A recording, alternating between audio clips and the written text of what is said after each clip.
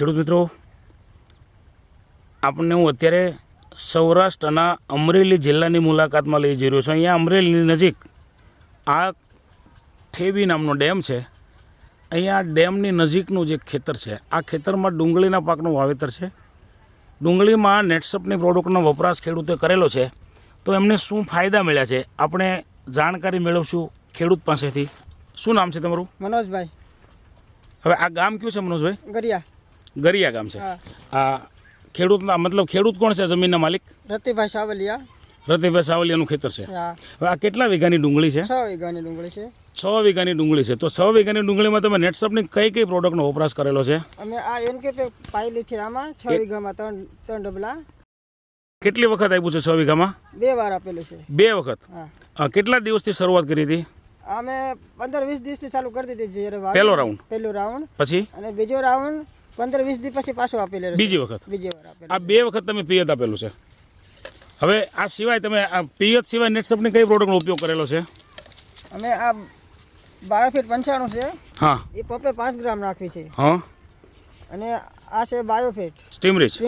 હા, એને પંપે 30 ml 20 ml નાખવી છે. અને પહેલા 30 અને પછી 20 મિલી. છંટકાવ કેટલા કર્યા છે? છંટકાવ અમે 2 વાર કરેલા. 2 વખત.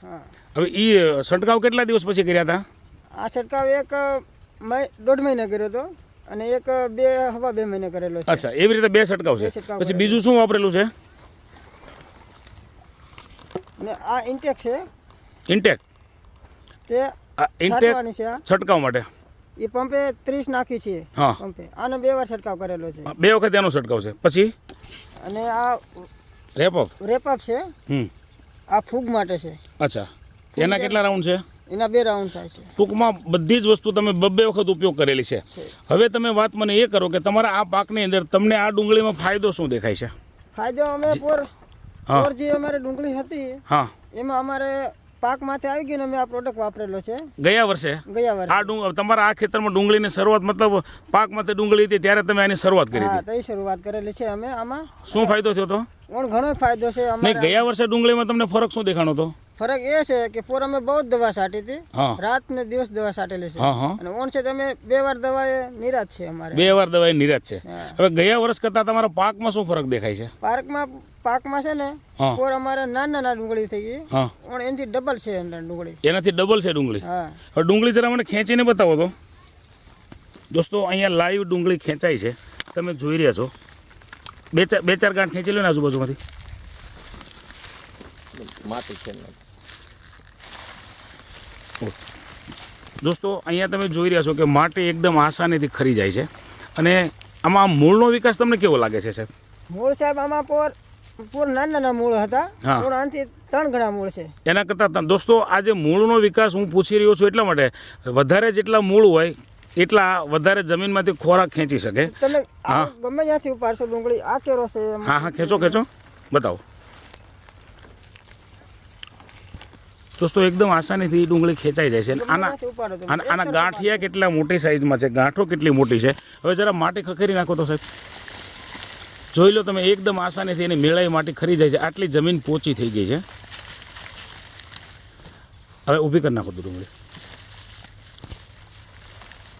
એની હાઇટ તમે જોશો ખેડૂત મિત્રો તો પણ તમને આઈડિયા આવશે કે કેટલી બધી હાઇટ છે અને કેવડી મોટી ગાંઠો છે.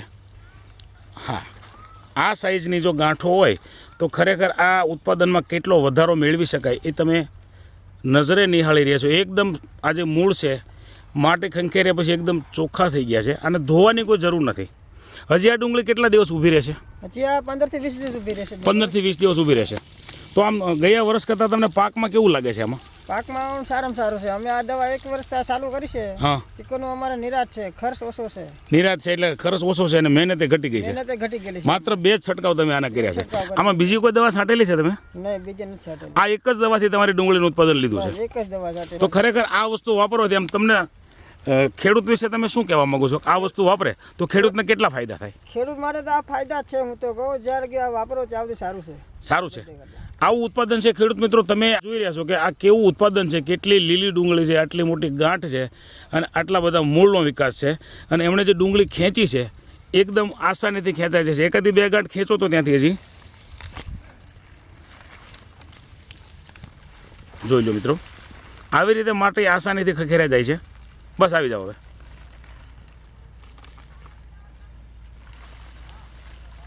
કરો ભેગું બધું.